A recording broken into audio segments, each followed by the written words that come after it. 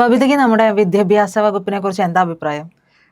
കേരളത്തിലെ വിദ്യാഭ്യാസ വകുപ്പിനെ കുറിച്ചാണ് ഒരു വിദ്യയുമില്ലാത്ത എന്തോ ഒരു വകുപ്പാണ്. പ്രത്യേകിച്ച് അഭിപ്രായമൊന്നും വരില്ല. പ്രത്യേകിച്ചൊന്നും പറയാനില്ല അല്ലേ? എന്താ ഞാൻ ചോദിച്ചറിയോ, ക്രിസ്മസ് പരീക്ഷയൊക്കെ നടക്കുകയല്ലേ, അപ്പം നമ്മുടെ കയ്യിലേക്ക് ഒരു ക്വസ്റ്റ്യൻ പേപ്പറിന്റെ ഒരു ഭാഗം കിട്ടി. അത് ഭയങ്കര രസകരമായിട്ടുള്ളൊരു ചോദ്യമാണ് കേട്ടോ. Prepare 3 questions to interview a health expert to conduct awareness on a topic children and their health. അതായത് 10th ക്ലാസ് പഠിക്കുന്ന കൊച്ചിന്റെ ക്വസ്റ്റ്യൻ 3 പഠിക്കുന്ന കുട്ടിക്കാണ്. 3 ഒന്ന് ആലോചിച്ച് നോക്കണം. ഈ 3 പഠിക്കുന്ന കുട്ടികൾക്ക് കൊടുത്തിരിക്കുന്ന ക്വസ്റ്റ്യൻ സത്യത്തിൽ ഈ നമ്മുടെ ചിലപ്പോൾ ഉന്നത വിദ്യാഭ്യാസമുള്ള മന്ത്രി ആയതുകൊണ്ടായിരിക്കും ഇങ്ങനെ. ഉന്നത വിദ്യാഭ്യാസമല്ല, വിദ്യാഭ്യാസ മന്ത്രി നമ്മുടെ ശിവൻകുട്ടി അണ്ണൻ. നമ്മള് കുറച്ച് കാണാൻ പാടില്ല, പക്ഷെ മൂപ്പര് വിചാരിച്ച് 3-ലിരിക്കുമ്പോ തന്നെ കുട്ടികൾക്ക് കുറച്ചധികം ബോധോദയം ഉണ്ടായിക്കോട്ടെ, കുറച്ചധികം വിദ്യാഭ്യാസം കിട്ടിക്കോട്ടെ എന്ന് വിചാരിച്ചിട്ട് കുഞ്ഞുമക്കൾ ഇതിനെക്കുറിച്ച് എന്ത് എഴുതാനാണ് എന്നുള്ളത് എനിക്ക് മനസ്സിലാകുന്നതേ ഇല്ല. ഇദ്ദേഹത്തിന്റെ പല സമയത്തുള്ള നടപടികൾ എനിക്ക് തോന്നുന്നു കുറച്ചധികം ചിന്താഗതി മുന്നോട്ട് വയ്ക്കുന്ന ആളായിരിക്കും. അതുകൊണ്ട് ചെറുപ്പത്തിൽ നമ്മളൊരു 10ൽ കൊടുക്കേണ്ട, നമ്മൾ ഈ രാവിലെ നമ്മൾ മക്കൾക്ക് ചെറുപ്പത്തിലാണെങ്കിൽ എന്ത് ചെയ്യും, ഒരു അരക്കഷ്ണം ഇഡലി, ഒരു കഷ്ണം, ആ ഒരു അരക്കഷ്ണം കൊണ്ട് നമുക്ക് 9ാം ക്ലാസ്സിൽ പഠിക്കുന്ന കുട്ടികൾക്ക് കൊടുത്താൽ ശരിയാവോ? പക്ഷെ പുള്ളി നേരത്തെ മറ്റേ യൂറിയൊക്കെ ഇട്ട് കൊടുക്കണ പോലെ പിള്ളേരെ വളർത്തിയെടുക്കണായിട്ട് എന്നുള്ളതായിരിക്കും. അപ്പൊ എന്താ സംഭവം അറിയോ, ഈ കതിരിൽ കൊണ്ടുപോയി വളം വെക്കുക അല്ലെ. ഇതിപ്പോ കതിരിലല്ല, ഈ 2 ഇല വന്നെടുത്ത് കൊണ്ടുപോയിട്ട് കൂടുതൽ വളം ഇട്ട് കഴിയുമ്പോഴേക്കും ഇത് കരിഞ്ഞു പോവും. ഈ വിദ്യാഭ്യാസ മന്ത്രിയുടെ തലയിൽ കൂടി അദ്ദേഹത്തിന് പറഞ്ഞിട്ട് കാര്യമില്ല. അദ്ദേഹം മികച്ച ഒരു ഹൈ ജമ്പറാണ്, അറിയാലോ. ചവിട്ട് നാടക കലാകാരൻ കൂടിയാണ് നമ്മുടെ വിദ്യാഭ്യാസ വകുപ്പ് മന്ത്രി. അത് നമ്മൾ നിയമസഭയിൽ പണ്ട് കണ്ടു. അതെ, നമ്മൾ കണ്ടതാണ്. കമ്പ്യൂട്ടർ എഞ്ചിനീയർ ചാടി ഇറങ്ങും. പുള്ളിയുടെ വീക്ക്നെസ് ആണ് കമ്പ്യൂട്ടർ. കമ്പ്യൂട്ടർ വീക്ക്നെസ് ആണ്. അപ്പോൾ ഇദ്ദേഹത്തിന് പരിപാടി എന്ന് പറഞ്ഞു കഴിഞ്ഞിട്ടുണ്ടെങ്കിൽ പ്രത്യേകിച്ച് ഒരു കാര്യമില്ലെങ്കിൽ ഇടയ്ക്കൊരു ഫേസ്ബുക്ക് പോസ്റ്റ് ഒക്കെ ഇടുക, എന്നിട്ട് എന്തെങ്കിലുമൊക്കെ വിളിച്ചു പറയുക, അതിൽ നിന്ന് കുറച്ച് ട്രോള് കിട്ടും. അപ്പൊ കുറച്ച് നാളായിട്ട് അനങ്ങാണ്ടിരിക്കണായിരിക്കും. അപ്പൊ ശിവൻകുട്ടി പറഞ്ഞിരിക്കുന്നു വിദ്യാഭ്യാസ മന്ത്രിയുടെ പുതിയ പോസ്റ്റ്. അത് മാത്രല്ല, ഇടയ്ക്ക് സഹപ്രവർത്തകരായ മന്ത്രിമാരുടെ ആട്ട് കിട്ടുക, അത് ഇരുത്തിക്കൊണ്ട് ആട്ട് കിട്ടുമ്പോൾ ഒരു സുഖം ഉണ്ടല്ലോ. ഞാൻ കണ്ടിരുന്നു ഗണേഷ്, മന്ത്രി ഗണേഷ് ഇതേപോലെ ഞാൻ ആ കാർ അതുവഴി പോവാത്തോണ്ട് എനിക്ക് SLC അയക്കാൻ പറ്റിയില്ല എന്ന് പറയുന്നൊരു വീഡിയോ ഞാൻ കണ്ടിരുന്നു. അപ്പൊ സ്വന്തമായിട്ട് ഈ നെഗറ്റീവ് പബ്ലിസിറ്റി ഉപയോഗിച്ച് എങ്ങനെ നേതാവാവും എന്നുള്ള ഒരു സ്ട്രാറ്റജിയാണ് നമുക്ക് ഈ പൊളിറ്റിക്സിൽ കാണിച്ചു തരുന്ന ഒരാളാണ് എനിക്ക് ശിവൻകുട്ടിയായിട്ട് തോന്നിയിട്ടുണ്ട്. അതായത് ഇദ്ദേഹം പറഞ്ഞ അദ്ദേഹത്തിന്റെ വളരെ പുരോഗമനപരമായിട്ടുള്ള നിലപാടുകൾ നമ്മൾ കാണാതെയും പോകരുത്. കാരണം ഈ തട്ടം വിവാദം വന്നല്ലോ നമ്മുടെ പള്ളുരുത്തി സ്കൂളുമായി ബന്ധപ്പെട്ടൊക്കെ, സെന്റ് റീത്താസിൽ. അപ്പോൾ ആ സ്കൂളുമായി ബന്ധപ്പെട്ട വിവാദം വന്നപ്പോൾ അദ്ദേഹം പ്രതികരിച്ചത് ഇങ്ങനെയാണ്. ഒരു തട്ടമിട്ട കുഞ്ഞിനെ ചേർത്ത് പിടിച്ചുകൊണ്ട് അദ്ദേഹം പറഞ്ഞു, നമ്മളെ എല്ലാ കുട്ടികളെയും ചേർത്ത് പിടിച്ചുകൊണ്ടാണ് നമ്മുടെ രീതി അതാണ് എന്നൊക്കെ പറഞ്ഞ് കാണിക്കുകയും ചെയ്തത്. ഇദ്ദേഹം തന്നെ ജെൻഡർ ന്യൂട്രാലിറ്റി എന്ന് പറഞ്ഞിട്ട് യൂണിഫോം ഒക്കെ ഏകീകരിക്കുന്ന തരത്തിലേക്കുള്ള കാര്യങ്ങളൊക്കെ കൊണ്ടുവന്നിട്ടുണ്ടായിരുന്നു. പക്ഷെ ഇതെല്ലാം കൊണ്ടുവരുമ്പോഴും നമ്മൾ പറയലേ, നമ്മൾ എവിടെ പണിയെടുത്താൽ പരിപാടി അവതരിപ്പിച്ചാലും പണിയാണല്ലോ ദാസ എന്ന് പറയുന്നത്. ഇത് പുള്ളിക്ക് വിനയായിട്ട് വരികയും ചെയ്യാറുണ്ട്. ഇതേപോലെ ലാസ്റ്റ് PM ശ്രീയിൽ പറഞ്ഞിട്ടുണ്ട്, ശ്രദ്ധിച്ചായിരുന്നോ? എന്തായിരുന്നു അത്? ആദ്യം ഇത് ഞങ്ങൾക്ക് വേണ്ട, PM ശ്രീ കേരളത്തിന് വേണ്ട. അത് കഴിഞ്ഞപ്പോഴത്തേക്കും പുള്ളി പിന്നെ കൊണ്ടുവന്നു കേന്ദ്ര ഗവൺമെന്റ് ഫണ്ടാണ്, അത് എല്ലാവർക്കും കിട്ടണ്ടേ, നമ്മുടെ കുഞ്ഞുങ്ങളും പഠിക്കണ്ടേ എന്നുള്ള കാര്യം.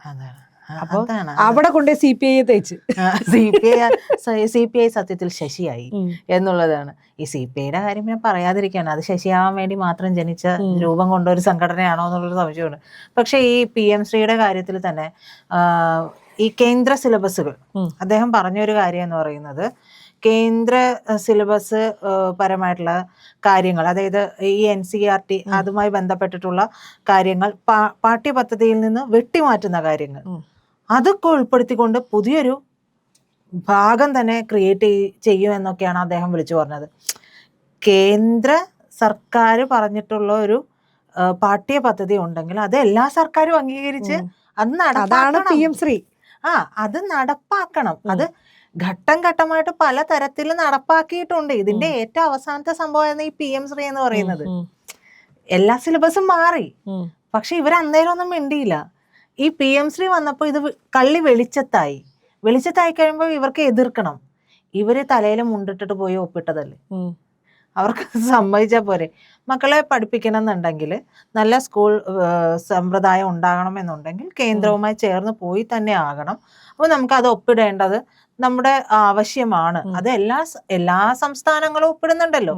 അദ്ദേഹത്തിന് അത് ഒപ്പിട്ടു എന്ന് പറഞ്ഞുകൊണ്ട് അദ്ദേഹത്തെ ആരും എന്താ പറയാ തെറി വിളിക്കാൻ പോകുന്നില്ല. പക്ഷെ അദ്ദേഹം ഈ 2 വഞ്ചിയിൽ കാല് വെക്കുകയും ചെയ്തു, വെള്ളത്തിലോട്ട് വീഴുകയും ചെയ്യുന്ന ഒരവസ്ഥയിലേക്ക് കാര്യങ്ങളെത്തി. അത്തരത്തിൽ തന്നെയാണ് ഈ പറയുന്ന രീതിയിൽ അദ്ദേഹത്തിന് ഇത്തരത്തിലുള്ള ഗോസിപ്പ് അല്ലെങ്കിൽ ഈ ട്രോളുകളിലൊക്കെ ഇടപെട്ട് മനസംതൃപ്തി കണ്ടെത്തുന്ന, അല്ലെങ്കിൽ നമ്മൾ പറയില്ല ആത്മരതിയൊക്കെ കണ്ടെത്തുന്ന ഒരു എനിക്ക് തോന്നുന്നു ഇപ്പൊ ഈ ഇലക്ഷനൊക്കെ ആകെ പാടെ പൊട്ടിപ്പൊളിഞ്ഞ് നാശമായിട്ട് നിൽക്കുവാണ്. ആ സമയത്ത് പുള്ളി ഒരു നെഗറ്റീവ് അറ്റൻഷൻ കിട്ടാൻ വേണ്ടിയിട്ട് പുള്ളി ശ്രമിക്കുന്ന ഒരു ഈ ക്വസ്റ്റ്യൻ പേപ്പർ ഇഷ്യൂ വീണ്ടും കൊണ്ടുവന്ന്, അല്ലെങ്കിൽ പിന്നെ 3ാം ക്ലാസ്സിൽ പഠിക്കുന്ന കൊച്ചിന് നോർമലി ഒന്ന് കൊടുക്കുന്ന ക്വസ്റ്റ്യൻ ആണിത്. അതാണ് ഈ 3ാം ക്ലാസ്സിലെ കാര്യം നമ്മൾ പറഞ്ഞില്ലേ, ഇതുപോലെ തന്നെയാണ് ക്വസ്റ്റ്യൻ പേപ്പർ ഈ 1ാം ക്ലാസ്സിലെ. അത് ബഹുരസമാണ്. കാരണം 1ാം ക്ലാസ്സിലെ കുട്ടികളോട് പറഞ്ഞിരിക്കുന്നത് നിങ്ങൾ ഡയറി എഴുതണം, ഒരു ദിവസത്തെ സംഭവങ്ങൾ എഴുതണം. ഈ വള്ളിയും പുള്ളിയും തിരിച്ച് എഴുതാൻ പറ്റാത്ത, അല്ലെങ്കിൽ അത് പഠിച്ചുകൊണ്ടിരിക്കുന്ന കുഞ്ഞു മക്കളുടെ അടുത്ത് പോയിട്ട് നിങ്ങൾ ഇത് എഴുതണം എന്നൊക്കെ പറയുന്നത് എവിടത്തെ ഏർപ്പാടാണെന്ന് മനസ്സിലാവുന്നില്ല. ഈ 1ാം ക്ലാസ്സിൽ പഠിക്കുന്ന കുട്ടി എന്ന് പറയുമ്പോൾ മിനിമം 5 വയസ്സ് അല്ലെങ്കിൽ 6 വയസ്സ്. അതെ, 6-7 വയസ്സുള്ള കുഞ്ഞിന്റെ അടുത്ത് ഒരു പടം കൊടുത്തിട്ട് കഥ എഴുതാനൊക്കെ പറയാന്ന് പറഞ്ഞാൽ ഇതൊരിക്കലും നടക്കണം. കാരണം അവർക്കറിയാവുന്ന ആ പടം അതുമായിട്ട് ബന്ധപ്പെട്ട് എന്തെങ്കിലും കാർട്ടൂൺ ഇമേജ് ഒക്കെ വെച്ചിട്ടുള്ള കുറച്ച് കഥകളെ പറ്റും. പക്ഷെ അത് സ്റ്റാൻഡ്സ് ആയിട്ട് എഴുതാൻ അവർക്ക് അത്രത്തോളം എത്തിയിട്ടുണ്ടാവില്ല. മക്കള് ഇപ്പൊ നമ്മുടെ അടുത്ത് വന്നിട്ട് ഒരു കഥ പറയണം എന്നുണ്ടെങ്കിൽ അവര് എത്ര എഫേർട്ട് എടുത്തിട്ടാണ് അത് പറഞ്ഞ് നമ്മളെ ഫലിപ്പിക്കുന്നത്. കാരണം ടീച്ചേഴ്സ് നമ്മള് ക്ലാസ്സിൽ വെച്ച് കൊടുക്കുന്ന കഥ നമ്മള് വീട്ടിൽ നമ്മുടെ കുഞ്ഞുങ്ങൾ വന്ന് പറയുമ്പോൾ അതിൽ കുറച്ചൊക്കെ കട്ട് ചെയ്തായിരിക്കും അവര് പറയുന്നത്. കാരണം അത്ര അവർക്ക് ഉൾക്കൊള്ളാൻ ആയിട്ടില്ല, കുഞ്ഞു മനസ്സല്ലേ. അത് നമ്മൾ തിരിച്ചെഴുതി കൊടുത്ത് വിടുമ്പോൾ അറിയാം അതിൽ എത്രത്തോളം കട്ടായിട്ട്.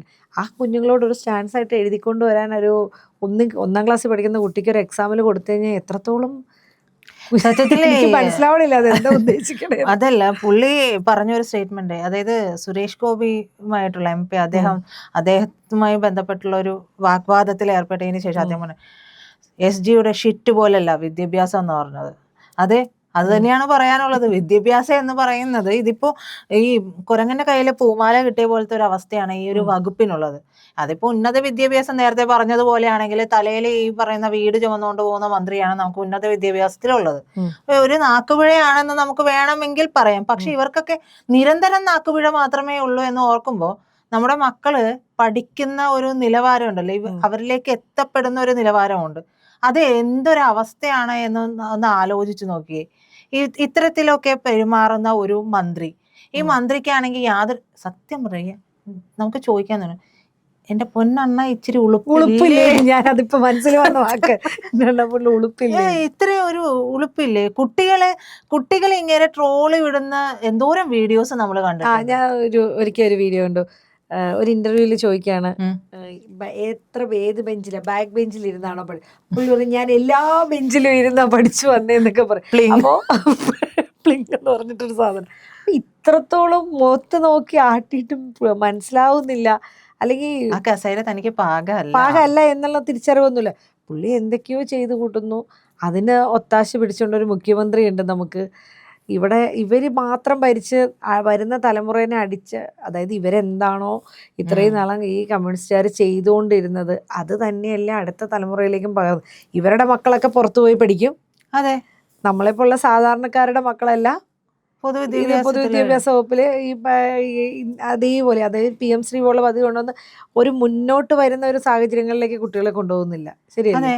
ഒരിക്കലും അവർക്ക് അത് കുഴപ്പമില്ല. ഇതാണ് പറയുന്നത്, കൊടി പിടിക്കാൻ ആള് മതിയല്ലോ. കൊടി പിടിക്കാൻ ആള് മതി, അവർക്ക് വേണ്ടി തല്ലുകൊള്ളാനായിട്ട് രക്ഷാപ്രവർത്തനത്തിന് ഇറങ്ങാനുള്ള ആളെ വേണം. അതിനാണ് ഇവർ ഈ കുട്ടികളെ വാർത്തെടുക്കുന്നതെങ്കിൽ ഇനി വരുന്ന ഇലക്ഷനിലെങ്കിലും നമ്മുടെ ജനം ചിന്തിക്കണം. ഇതിപ്പോ നമ്മൾ പറഞ്ഞു വന്നത് വളരെ സില്ലി ആയിട്ടുള്ള കാര്യമാണ്. പക്ഷെ ഈ ചെറിയ ചെറിയ കാര്യങ്ങളുണ്ട് നമ്മൾ ശ്രദ്ധിക്കാതെ പോകുന്ന. പക്ഷെ ഈ ചെറിയ കാര്യങ്ങൾ ഉണ്ടാക്കി വെക്കുന്ന വിപത്ത് എന്ന് പറയുന്നത് നമുക്ക് കുറെ കഴിഞ്ഞിട്ടായിരിക്കും. അയ്യോ നമ്മൾ തന്നെ ചിലപ്പോൾ ആലോചിച്ച് പോകാറില്ലേ, അയ്യോ ആ ഒരു ചെറിയ കാര്യമാണ് ഇത്രയും വലിയ പ്രശ്നമായെന്ന് നമ്മൾ പലപ്പോഴും ചിന്തിക്കും. അതുപോലെ തന്നെയല്ലേ ആ വിദ്യാഭ്യാസവും. ഈ വിദ്യാഭ്യാസം ഏൽപ്പിക്കേണ്ടത് അതുമായി ബന്ധപ്പെട്ട് മുന്നോട്ട് കൊണ്ടുപോകാൻ കഴിയുന്ന നല്ല ആർജവമുള്ള ദീക്ഷണാശാലികളായിട്ടുള്ള അത്തരത്തിലുള്ള ആളുകളെ ഏൽപ്പിക്കണം ഈ വിദ്യാഭ്യാസ വകുപ്പൊക്കെ. ധനകാര്യം നിങ്ങൾ കട്ടുമുടിച്ച് പണ്ടാറടക്കി നാശമാക്കി പൊക്കോട്ടെ, നമ്മുടെ ഓരോരുത്തരുടെയും തലയ്ക്ക് മീതെ വലിയ കടങ്ങളാണ് വന്ന് നിൽക്കുന്നത്. അപ്പോ അത് നിങ്ങൾ എന്തോ ആക്കി കുഴപ്പമില്ല, നമ്മുടെ മക്കളെയെങ്കിലും കൃത്യമായ രീതിയിലൊക്കെ മുന്നോട്ട് കൊണ്ടുപോകാൻ. ഈ പറയുന്ന പോലെ ഇത്തരം കാര്യങ്ങളൊക്കെ കേൾക്കുമ്പോൾ ഈ കുഞ്ഞുമക്കൾ സത്യം പറഞ്ഞാൽ അവിടെ ഇരുന്ന് ആലോചിക്കില്ല, ഇതെന്താ ഞാനിനി എഴുതണ്ടേ. കാരണം അവർക്ക് ആ എഴുതാണ്ട് വരുമ്പോൾ ഒരു ബുദ്ധിമുട്ടുണ്ടല്ലോ മാനസികമായിട്ട്. അയ്യോ നമ്മള് വീട്ടിൽ നിന്ന് പറഞ്ഞു എല്ലാം എഴുതിയിട്ട് വരാം. ഇപ്പോഴും 1ാം ക്ലാസ് പഠിക്കുന്ന കൊച്ചിനോട് നമ്മൾ പറഞ്ഞു വിടാറില്ല. നമ്മൾ 7ലും 8ലൊക്കെ പഠിക്കുന്ന സമയത്താണ് ഫുൾ ഫില്ല് ചെയ്ത് വിടുക എന്നുള്ള ഒരു ഇതിലേക്ക് നമുക്ക് ടീച്ചേഴ്സ് പോലും അന്നത്തെ കാലത്ത് പറഞ്ഞു തന്നിട്ടുള്ളത്. കാരണം ഒരു ക്വസ്റ്റ്യൻ പോലും ഇടാണ്ടിരിക്കരുത്, എല്ലാം നിങ്ങൾ എഴുതി പോകണം എന്നൊക്കെയുള്ള ഒരു ഡയറക്ഷൻസ് ആ സമയത്താണ് നമുക്ക് തരണത്. ഇത് ഈ 1ാം ക്ലാസ്സിൽ പഠിക്കുന്ന കൊച്ചിന്റെ ഒരു മനസ്സിന്റെ അവസ്ഥ എന്താ, ഇതെന്താന്ന് അവന് തിരിച്ചറിയാൻ പറ്റണില്ല. 3 ക്വസ്റ്റ്യനാണ് കുത്തിട്ട് വിട്ടേക്കണത്. ആ ഒരു 3 ക്വസ്റ്റ്യൻ ഉണ്ടാക്കണ്ടേ? അതാ ഞാൻ പറഞ്ഞ അവരത് അവർക്കത് മനസ്സിലാവണം നിൽക്കുന്ന സിറ്റുവേഷൻ ഒന്ന് ആലോചിച്ച് നോക്കി. A4 ആപ്പിൾ, B4 ബാറ്റ് എന്ന് പറയുന്നത്. അല്ലാണ്ട് അതിന്റെ അപ്പുറത്തേക്ക് അവർക്ക് അറിയില്ല. ഈ കുഞ്ഞുങ്ങൾക്ക് ഇത് തയ്യാറാക്കുന്ന വകുപ്പും ഇതിന്റെ കീഴുദ്യോഗസ്ഥരും ഒക്കെ ഇത് അറിയില്ലാത്തൊരു മന്ത്രി ഉണ്ടെങ്കിൽ അതിന്റെ തൊട്ട് താഴെ നിൽക്കുന്ന ഈ ഡയറക്ടർമാരെ പോലുള്ളവർ അത് പറഞ്ഞു കൊടുക്കേണ്ട ഒരു കാരണം ഇതൊന്നും റെഫർ ചെയ്യാണ്ടാണോ വിടുന്നവര്. അതെ, ഇതേ ക്വസ്റ്റ്യൻ പേപ്പർ താഴേക്ക് നമുക്ക് പാസ് ചെയ്ത് വരുമ്പോൾ സ്വാഭാവികമായിട്ട് ഇത് ആ വകുപ്പ് മിനിസ്റ്റർ അറിയുന്നില്ലേ, ഇത് എല്ലാം നോക്കുന്ന ഓഫീസർമാരില്ലേ, പിന്നെ ഇത് പ്രിന്റ് ചെയ്യുന്ന പ്രസ് ഇല്ലേ, ഇവരിതൊന്നും കാണുന്നില്ലേ. ഇവരുടെ മക്കളൊന്നും പഠിക്കുന്നില്ലേ, ഇവരുടെ മക്കൾ സ്കൂളിലല്ലല്ലോ പഠിക്കുന്നത്. അതാണ് എല്ലാവരും വലിയ വലിയ സ്കൂളുകളിലേക്കൊക്കെ പഠിക്കുകയും അവരുടെ മക്കളെല്ലാം വിദേശത്തും ഒക്കെ പോവുകയും ചെയ്യുന്ന സാഹചര്യം. ഇപ്പൊ പറയണ മുഖ്യമന്ത്രിയുടെ ക്വസ്റ്റ്യൻ സ്കൂളിൽ പോലും പോകണ്ടെന്നല്ല. ഇപ്പോഴും വിദേശയാത്ര കഴിഞ്ഞിട്ട് എനിക്കൊന്നും വർഷത്തിലെ ഒരു 4-5 ദിവസമൊക്കെ എനിക്ക് വീട്ടിലിരിക്കണം, ബാക്കി മുഴുവൻ വിദേശ യാത്രയാണല്ലോ. അപ്പൊ അവരുടെ സർട്ടിഫിക്കറ്റും കിട്ടുമല്ലോ. പിന്നെ പാർട്ടി ആയതുകൊണ്ട് സർട്ടിഫിക്കറ്റ് കിട്ടാനായിട്ടും എളുപ്പമാണ്. നമ്മള് ഈ പറയുന്നത് പോലെ അദ്ദേഹം പറഞ്ഞ മറ്റൊരു കാര്യം എന്ന് ആലോചിക്കുന്നത്, ഈ പ്രതിദിനം 100ലേറെ സർവീസ് നടത്തുന്ന സിൽവർ ലൈനിനെ തള്ളിക്കൊണ്ട് പ്രതിദിനം വിരലിൽ എണ്ണാവുന്ന സർവീസ് നടത്തുന്ന വന്ദേ ഭാരതുമായി പകരം വെക്കാൻ ശ്രമിക്കുന്നത് കണ്ണടച്ച് ഇരുട്ടാക്കലാണ് എന്നൊക്കെയാണ് ഈ വിദ്യാഭ്യാസ വകുപ്പിൽ ഇരുന്നുകൊണ്ട് ഇദ്ദേഹം പറഞ്ഞുകൊണ്ടിരിക്കുന്ന കാര്യങ്ങൾ. അപ്പോൾ നമ്മളൊരു കാര്യം വിചാരിക്കണം, ഏറ്റവും കൂടുതൽ നമ്മുടെ വിദ്യാഭ്യാസ മന്ത്രിക്ക് ഇഷ്ടപ്പെട്ട സബ്ജക്റ്റ് പോലും ഹിന്ദിയാണ്. ആണോ? എനിക്ക് വിശ്വസിക്കാൻ കഴിയുന്നില്ല. ഞാനൊരു ഇന്റർവ്യൂ കേട്ടാണ് നമ്മളുടെ വിദ്യാഭ്യാസ മന്ത്രിക്ക് ശിവൻകുട്ടിക്ക് ഏറ്റവും ഇഷ്ടപ്പെട്ട സബ്ജക്ട് ഹിന്ദിയാണെന്ന് കുഞ്ഞുങ്ങളോട് ചോദിക്കുന്നതാണ്. ആണോ? കുട്ടികളുടെ അപ്പൊ എന്തിനാ മന്ത്രിയായി എന്ന ഒരു കൊച്ചു ചോദിക്കുന്നുണ്ട്. അപ്പൊ പറയുന്നുണ്ട് എനിക്ക് നിങ്ങളെയൊക്കെ കണ്ടോണ്ടിരിക്കാനാണ്, കളിക്കാനാണ്, അപ്പൂപ്പ എന്ന് വിളി കേൾക്കാനാണ്. അങ്ങനെയാണെങ്കിൽ വീട്ടില് മക്കളോട് പറഞ്ഞപ്പോ ഒരു അപ്പൂപ്പ എന്ന് വിളി കേൾക്കാൻ അവിടെ വിളിക്കുന്നുണ്ടാവില്ല. അവിടെ ഈ അബദ്ധം കാരണം മക്കൾ അവർ മൈൻഡ് ചെയ്യുന്നുണ്ടോ എന്നുള്ളൊരു സംശയമായിരിക്കും. എന്തായാലും ഈ പറയുന്ന പോലെ ഇദ്ദേഹം ഈ ചെയ്യുന്ന പ്രവർത്തികൾ കുറച്ചെങ്കിലും ഒരു ഔചിത്യപൂർണമായിട്ട് കാര്യങ്ങൾ ചെയ്യാൻ ശ്രമിക്കുക എന്നുള്ളത്. ഇനിയിപ്പോൾ ഇറങ്ങിപ്പോകാനുള്ള സമയമായി എങ്കിലും നമ്മുടെ ആളുകളാണ് കുത്തുമ്പോൾ എങ്ങോട്ട് കുത്തും എന്നുള്ളത് അറിയില്ല. ഈ ഒരു 150 ദിവസം കൂടിയൊക്കെ കഴിയുമ്പോഴേക്കും എവിടെയാണ് കുത്തുക എന്നുള്ളത് അറിയില്ല. ഇപ്പോഴത്തെ ഒരു ട്രെൻഡ് അനുസരിച്ചിട്ടുള്ള കുത്തലാണെങ്കിലും വിദ്യാഭ്യാസത്തിന്റെ കാര്യം കട്ടപ്പുകയാകും എന്നുള്ളതിൽ എനിക്ക് യാതൊരു സംശയമില്ല. കാരണം അത് ചില പ്രത്യേക ഏരിയകളിലേക്ക് മാത്രം കോൺസെൻട്രേറ്റ് ചെയ്താണ് ഇപ്രാവശ്യം കുത്തിക്കൊണ്ടു പോകുന്നത്. അപ്പൊ കാരണം അവർക്കൊരു പ്രത്യേക മുഖ്യമന്ത്രിനെ ഉണ്ടാക്കാനുള്ള ടാർഗറ്റ്, അവർക്കൊരു പ്രത്യേക വിദ്യാഭ്യാസവും കൊണ്ടുവരാനുള്ള പദ്ധതികളൊക്കെയാണ് അവർ തയ്യാറായിക്കൊണ്ടിരിക്കുന്നത്. ആ ഒരു കുത്തലുവാണെങ്കിൽ എത്രത്തോളം ഇനി ഇതിനേക്കാൾ കഷ്ടമുള്ള ശിവൻകുട്ടിമാരായിരിക്കും വരാൻ പോകുന്നത്. അതെ, അത് ശിവൻകുട്ടിമാരായിരിക്കില്ല, വേറെ പല പേരിലുള്ള ആൾക്കാരും വരുന്നത്.